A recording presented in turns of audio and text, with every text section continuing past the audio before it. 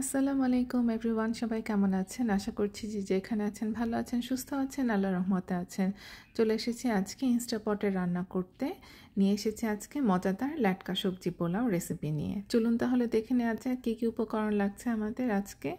আমাদের প্রথমেই লাগছে কিছু তেজপাতা, লাগবে লবণ, চিনি, আরও লাগবে লবঙ্গ, এলাচ, দারচিনি, কিশমিশ, আদা রসুন বাটা, কাঁচামরিচ, জর্দার রং, কিছু কেটে নেওয়া লম্বা করে কেটে নেওয়া গাজর, আলু ছোটো করে টুকরো করে নেওয়া, ফুলকপি ছোটো করে কেটে নেওয়া, বাসমতি চাল অথবা যে কোনো চাল।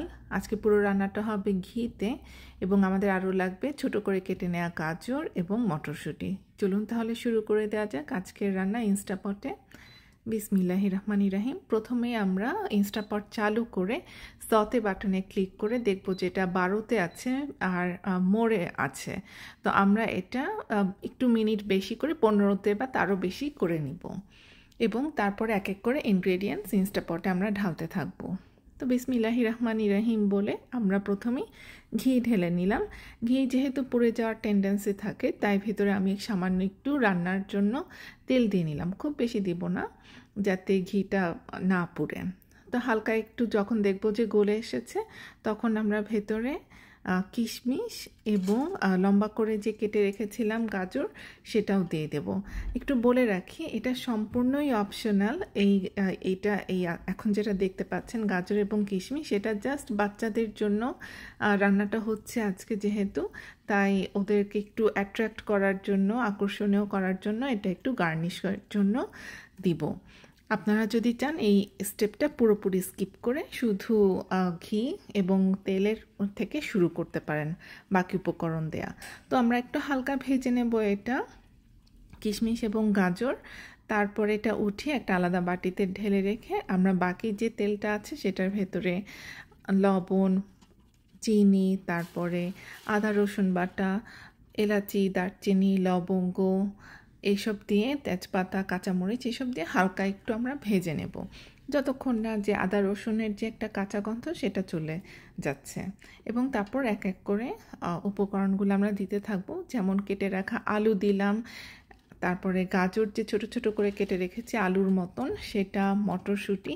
এইসব দেশে আসলে মটরশুঁটি ফ্রেশ পাওয়া যায় না, তো আমরা এটা ফ্রোজেন মটরশুঁটি এবং গাজরের একটা প্যাকেট পাওয়া যায়, তো সেখান থেকে আমরা দিয়েছি। দিয়ে ভালো করে একটু ভেজে নেব, খুব বেশি ভাজবো না, হালকা একটু ভেজে নেব, মশলার সাথে মাখিয়ে নিলেই হবে। আমরা কিন্তু এখনও সতে বাটনেই আছে, কিন্তু আমি কিন্তু চেঞ্জ করিনি। তো এর ভেতরে আমরা দিয়ে নিলাম একদম পরিষ্কার করে ধুয়ে তারপর কেটে নেওয়া ফুলকপির টুকরোগুলো ছোট করে কেটেছি। যখন এটা আমরা রান্নার জন্য আর দমে দিব এই পোলাওটা, তখন দেখব যে সব কিছু একটা মিলেমিশে সুন্দর একটা ল্যাটকা খিচুড়ির মতন ল্যাটকা পোলাও একটা ভাব আসছে। তো আমরা এখানে বাসমতি চাল নিয়েছি। আপনারা যদি চান কালো জিরা বা চিনি গুঁড়া চালও নিতে পারেন, আপনাদের যেই চাল সুবিধা হয় সেটাই নেবেন, কোনো অসুবিধা নেই। যেহেতু এটা ঘিতে রান্না হচ্ছে তাই এটা খুবই মজার হবে। তো আমরা এটা চালটা ভালো করে সবজির সাথে ভালো করে একটু মিক্স করে নিচ্ছি, কারণ এরপরে আমরা গরম পানি দেব সিদ্ধ হওয়ার জন্য। তো ভালো করে একটু মিক্স হয়ে যাচ্ছে এবং অপেক্ষা করব হালকা একটু গরম হওয়ার জন্য। তারপরে এখানে আমরা গরম পানিটা ঢেলে দেব।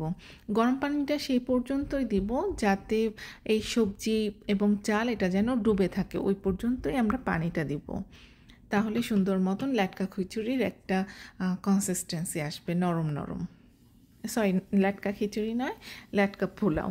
আপনার যদি ভেতরে একটু ডাল দিয়ে দেন, যে কোনো ডাল, মসুরির ডাল, তাহলে এটা ল্যাটকা খিচুড়ি হয়ে যাবে, সবজি ল্যাটকা খিচুড়ি। তো আমরা এটা দিয়ে তারপরে আমরা ঢাকনা ঢেকে দেব ইনস্টাপটের, এবং ঢেকে দিয়ে আমরা অপেক্ষা করব কিছু সময়ের জন্য। তো এই যে অন বাটনে আছে এবং সতেতে আছে, আমরা এটা ক্যান্সেল ক্লিক করে আমরা রাইসে ক্লিক করব, যেহেতু ডাইরেক্ট রাইসে আমরা দিতে পারবো না। তো আমরা প্রথমে ক্যান্সেল করে তারপরে রাইস বাটনে ক্লিক করব, দেখব যে এটা 8 মিনিটের জন্য আছে এবং লেসে আছে। তো আমরা রাইসে আবার ক্লিক করব এবং নর্মালি দেখব যে চলে এসেছে এবং 12 মিনিট চলে এসেছে। আমরা যদি চাই এটা প্লাস মাইনাস করে সময় বাড়াতেও পারবো, কমাতেও পারবো। তা আমার মনে হয়েছে এটা নর্মালি 12 মিনিটের জন্য পারফেক্ট, তো আমি ওভাবেই দিয়ে রেখেছি 12 মিনিট। যখন এটা 12 মিনিট শুরু হয়ে যাবে আপনারা দেখতে পারবেন এখানে কাউন্টডাউন শুরু হয়ে যাবে। আর এখানে দেখতে পাচ্ছেন গার্নিশের জন্য জর্দার রং এবং গাজর এবং কিশমিশ যে ভেজে রেখেছিলাম হালকা করে, সেটা আমি সরিয়ে রেখেছি একপাশে। তো এটা 12 মিনিট হয়ে যাবার পর একটা সুন্দর আওয়াজ হবে, তখনই আপনারা বুঝতে পারবেন যে এটা রান্নাটা শেষ হয়ে গেছে। এবং শেষ হয়ে গেলে রান্নার আপনারা অ্যাটলিস্ট 40-50 মিনিট অপেক্ষা করবেন খোলার আগে ঢাকনা, তাহলে আপনারা ইজিলি ঢাকনাটা খুলতে পারবেন।